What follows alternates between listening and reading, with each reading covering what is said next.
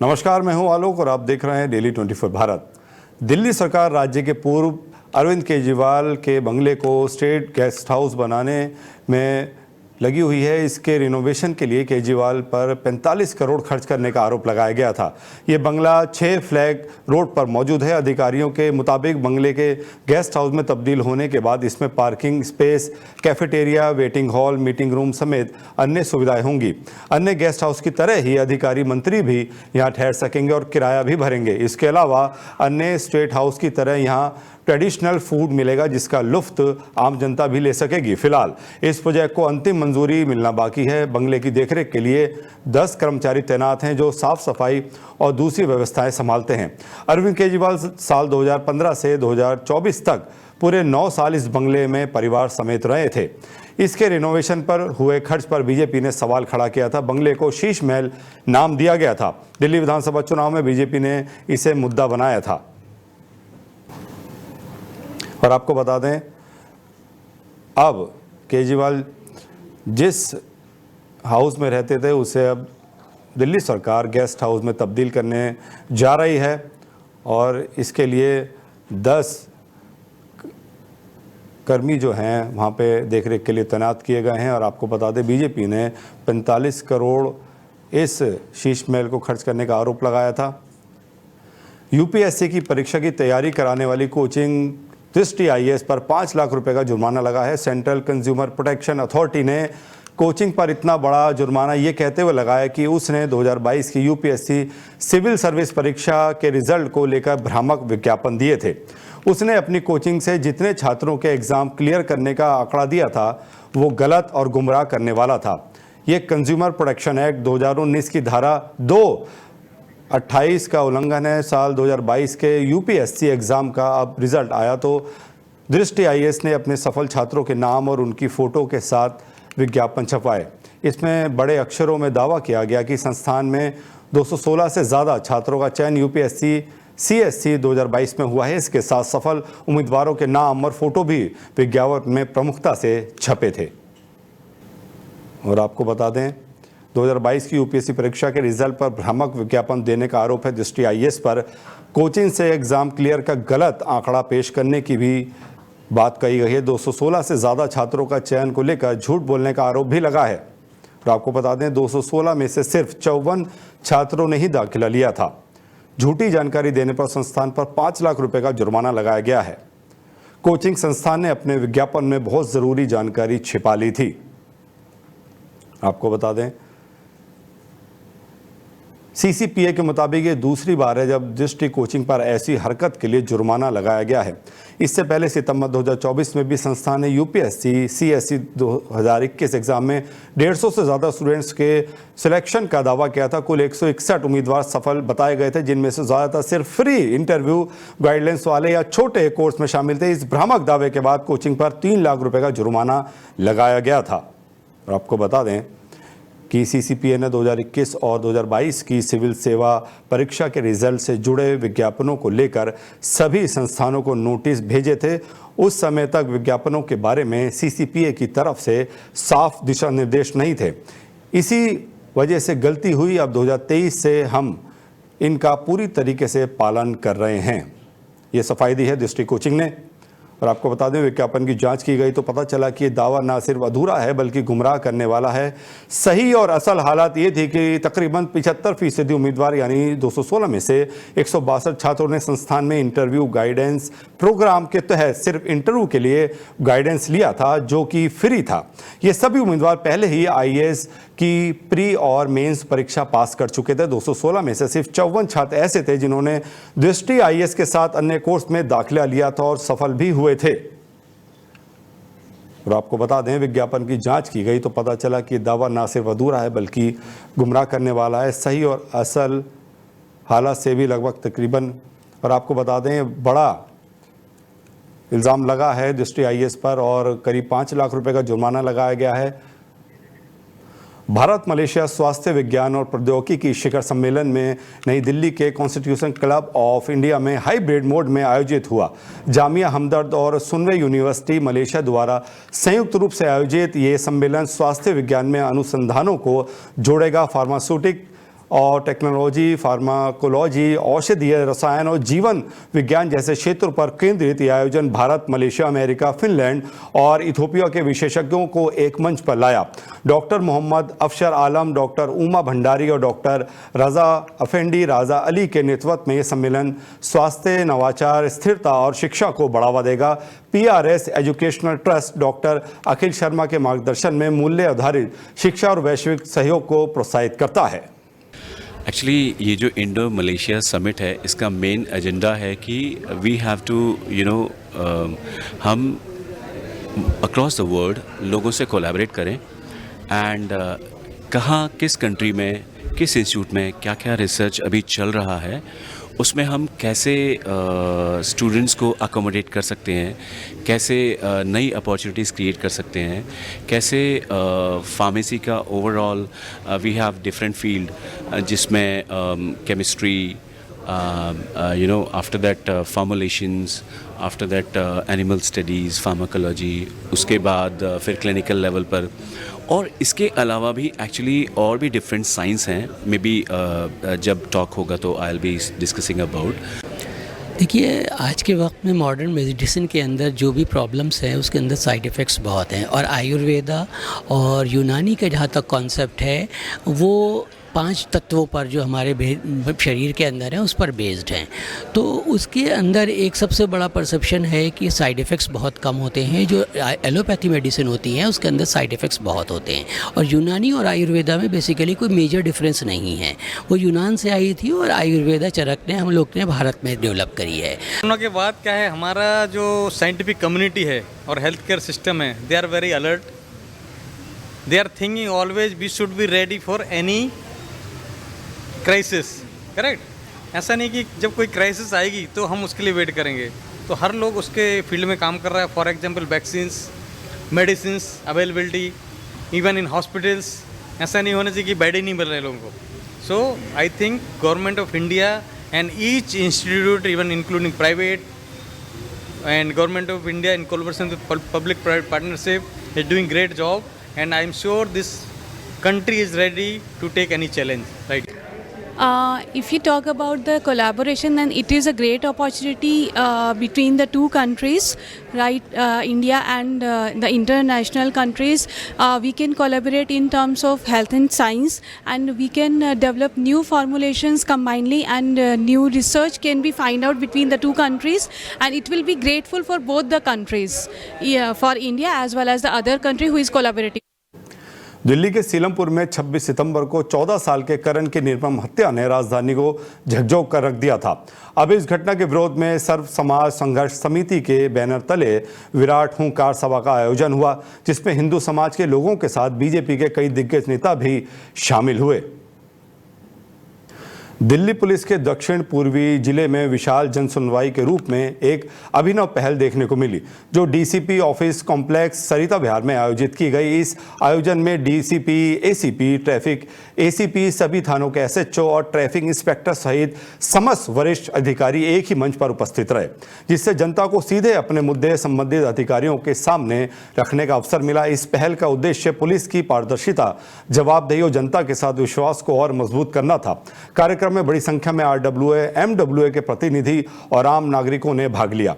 अनेक शिकायतें मौके पर ही सुनी और हल की गई। विशेष रूप से कानून व्यवस्था, ट्रैफिक और स्थानीय विवादों से जुड़ी समस्याओं का त्वरित समाधान हुआ। इस वन विंडो व्यवस्था ने जनता को राहत प्रदान की, क्योंकि सभी अधिकारी एक साथ मौजूद थे, जिससे तुरंत सत्यापन, समन्वय और निर्णय संभव हुआ। इस आयोजन ने यह संदेश दिया कि पुलिस केवल कानून लागू करने वाली संस्था नहीं, बल्कि जनता की सच्ची भागीदार भी है। इस पहल से जनता में दिल्ली पुलिस के प्रति विश्वास और सम्मान को बढ़ा है। दक्षिण पूर्व जिला पुलिस का ये प्रयास सिटीजन फर्स्ट की भावना का बेहतरीन उदाहरण है और भविष्य में भी इस प्रकार की जनसुनवाई जारी रखने की प्रतिबद्धता जताई जाएगी, ताकि हर नागरिक की आवाज़ सुनी जा सके और समयबद्ध समाधान सुनिश्चित किया जा सके। दिल्ली में हाल ही में हुई भारी बारिश के दौरान महरौली के सब्जी मंडी इलाके में एक बड़ा हादसा हुआ है। खुले नाले में गिरने से एक युवक की मौत हो गई है।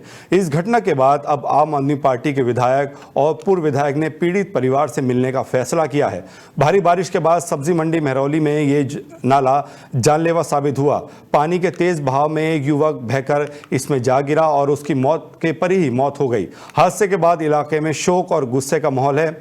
आज आप एमएलए संजीव झा और पूर्व विधायक ब्रह्म सिंह तंवर महरौली पहुंचे। यहां उन्होंने मृतक के परिजनों से मुलाकात की और ढाढ़स बंधाया। स्थानीय लोगों का आरोप है कि अगर नालों को ढकने और सफाई की व्यवस्था समय पर होती तो यह हादसा टल सकता था। अब सबकी निगाह इस बात पर है कि नेताओं की मौजूदगी के बाद प्रशासन इस मुद्दे पर क्या ठोस कदम उठाता है। और आपको बता दें, महरौली में बड़ा हादसा हुआ है और आपके विधायक मृतकों से मिलने पहुंचे हैं। अमित शर्मा जी हमारे साथ जुड़ गए हैं, आपके प्रवक्ता। अमित जी, बहुत बहुत स्वागत है आपका डेली 24 भारत पर। धन्यवाद सर। आज विधायक संजीव झा महरौली में पहुंचे हैं, जहां पर खुले नाले में गिरने से एक युवक की मौत हो गई। क्या कहेंगे, एमसीडी को लोग कोस रहे हैं और उनके खिलाफ नारे भी लगा रहे हैं। देखिए, भारतीय जनता पार्टी की बहुत बड़ी विडंबना रही है कि ये अपने कार्य पर ना ध्यान दे करके दूसरे मुद्दे के ऊपर भटकाने का इनका शुरू से एक रणनीति रही है जी। चाहे वो केंद्र की हो, चाहे वो राज्य की हो और किसी भी प्रदेश की हो, चाहे वो उत्तर प्रदेश की हो, उत्तराखंड की हो, बिहार की हो, जहां जहां इनकी एनडीए गठबंधन है वहां इनकी बहुत यही रही है कि इनका काम कम और पब्लिसिटी ज्यादा। जैसे अभी बीते दिन सरकार बनी, इनकी 1 साल से ऊपर हो गए, ना तो ये पीडब्ल्यूडी कंट्रोल कर पाए, ना फ्लड डिपार्टमेंट कंट्रोल कर पाए, ना सीवर की कोई समस्या समाधान कर पाए, ना जमुना की समस्या समाधान पर कर पाए। ये 3 मुद्दों के ऊपर 3 एजेंडे थे इनकी सरकार बनाने की और तीनों एजेंडे पर भारतीय जनता पार्टी सरकार फेल जा रही है। पहला इनका एजेंडा था कि जमुना की बेहतरीन सफाई हो सके, जमुना में बहुत अच्छा व्यवस्था हो सके, जमुना के अंदर आरती कीर्तन हो सके, वो व्यवस्था इनकी फेल नजर आते जा रही है। दूसरा, प्रदूषण अभी नवंबर आने वाला है और प्रदूषण की स्तर अब धीरे धीरे बढ़ती शुरू हो जाएगी जी। तो प्रदूषण के ऊपर भी इनकी कोई कार्रवाई दिख नहीं रही है कि हम स्मोक टावर लगाएंगे, हम प्रदूषण मुक्त दिल्ली बनाएंगे। आखिर इसका बनाएंगे कैसे, रोड मैप क्या है, प्रपोजल क्या है, इस रेखा गुप्ता के पास ऐसी कोई जवाब नहीं है जी। चौथा एजेंडा इनका करप्शन का था। ये केजरीवाल सरकार को करप्ट कर करके हमें तो नहीं लगता कि केजरीवाल सरकार का कोई इनका कुछ मुद्दा मिला होगा जी। लेकिन इनकी सरकार 1 लाख करोड़ रुपए का बजट ले करके और दिल्ली की व्यवस्था के ऊपर ना तो व्हीकल चल सकते हैं, ना गाड़ियां चला सकते हैं। आप ट्रैफिक का वही समस्या है, प्रदूषण का वही समस्या है, करप्शन का वही समस्या है। अनऑथराइज्ड कॉलोनी के ऊपर इनको बहुत सारी स्कीम निकालनी थी लोगों की, जनता को सुविधाएं पहुंचाने के लिए, तो झुकी तोड़ने पे आ गई। तो ये तोड़फोड़ सरकार है, काम करने की सरकार आम आदमी पार्टी सरकार है, केजरीवाल सरकार है। और हमने किया है, हमने 12 साल तक निरंतर प्रयास करके दिल्ली की जनता को हर एक सुविधा और सुख मुहैया कराई है, जिसपे हम खड़ा उतरे हैं। चाहे वो दिल्ली की जनता के बिजली का हो, पानी का हो, सीवर को, जबकि हमारे पास पावर नाम की चीज नहीं थी, तब हमने इस कंडीशन में ये काम किया है। इनका तो सेंटर से लेके दिल्ली तक, ग्राउंड तक, तीनों वो कहते हैं डबल इंजन की सरकार, मतलब ट्रिपल इंजन की सरकार है। एमसीडी भी अब इनके हाथ में है जी। तो काम करने में इनको दिक्कत नहीं होना चाहिए। हमारी तो सिंगल सरकार थी, हमारी तो एक दिल्ली की सरकार थी, आधी पावर की सरकार थी।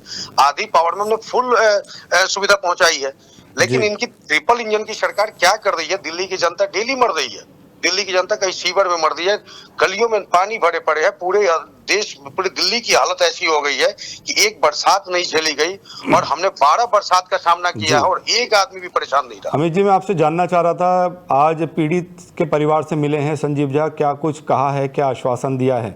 बहुत दुखद घटना है, पीड़ित के परिवार के लिए क्या बताएं, हम बहुत शोक व्यक्त करते हैं इस बात पे और हम चाहेंगे हमारी पूरी आम आदमी पार्टी, संजीव झा जी हमारे बड़े अच्छे लीडर नेता, वो हमेशा गरीबों के हित की बात करने वाले हमारे लीडर हैं और हम ये चाहते हैं कि उनको न्याय मिले और दिल्ली सरकार से मिले और उन्हीं को नहीं मिले, दिल्ली की हर एक जनता को न्याय मिले। हर आदमी को सीवर से मुक्त मिलना चाहिए, सीवर मुक्ति मिलना चाहिए, पानी नहीं भरा रहना चाहिए। गली में मच्छर डेंगू का माहौल चल रहा है, ये सरकार को अब ध्यान देने की बात है और नहीं अगर सरकार से हो पाती है तो हमारे अरविंद केजरीवाल जी को बुलाए, आम आदमी पार्टी के मुखिया, उनसे सीखने की जरूरत है कि दिल्ली को कैसे चलाया जाए। अमित जी, बहुत बहुत धन्यवाद हमसे जुड़ने के लिए, तमाम जानकारी साझा करने के लिए। तो एक बार फिर से आपको बता दें, महरौली में दर्दनाक हादसा हुआ है जहां खुले सीवर में गिरने से एक की मौत हो गई है। दिल्ली के नरेला क्षेत्र में प्रजापति कुम्हार समाज द्वारा भव्य महासभा का आयोजन किया गया, जिसमें दिल्ली की मुख्यमंत्री विशेष रूप से शामिल हुई। इस कार्यक्रम में देश के विभिन्न राज्यों से आए प्रजापति समाज के प्रतिनिधियों ने भाग लिया और अपनी वर्षों पुरानी पारंपरिक माटी कला को लेकर सरकार से उचित मान्यता और समर्थन की मांग की। महासभा में समाज के लोगों ने दिल्ली में माटी कला बोर्ड की स्थापना की मांग उठाई। उन्होंने कहा कि देश के कई हिस्सों में माटी कला को संरक्षित और प्रोत्साहित करने के लिए सरकार द्वारा विशेष क्षेत्र बनाए गए हैं, लेकिन दिल्ली जैसे प्रमुख राज्य में अभी तक इसका कोई व्यवस्था नहीं हुई है। समाज के वरिष्ठ वक्ताओं ने कहा कि प्राचीन काल से ही प्रजापति कुमार समाज मिट्टी के बर्तन, मूर्तियां, दिए और अन्य उपयोगी वस्तुएं बनाता आ रहा है, जिनका उपयोग न केवल घरेलू जीवन में बल्कि धार्मिक और सांस्कृतिक रीति रिवाजों में भी होता आया है।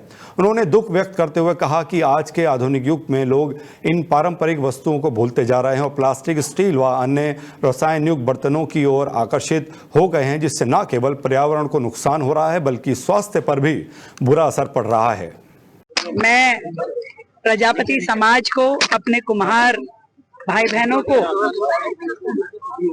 आज के इस कार्यक्रम की शुभकामनाएं देती हूं और आप सबने जिस और सरकार का ध्यान दिलाया है कि वर्षों से ये समाज मेहनत करता है परंतु उसका फल उनके परिवार को नहीं मिल पाता, उनकी तरक्की नहीं हो पाती, उन्हें अवसर नहीं मिल पाते, अनेक चीजों की परेशानियां लगातार वो उठा रहे हैं। और मैं ये समझती हूँ जब तक राज्य का सबसे कमजोर वर्ग तरक्की नहीं करेगा, वो कारीगर हो, मजदूर हो, कुम्हार हो, लोहार हो, इन सब भाई बहनों के लिए हमें काम करने की आवश्यकता है।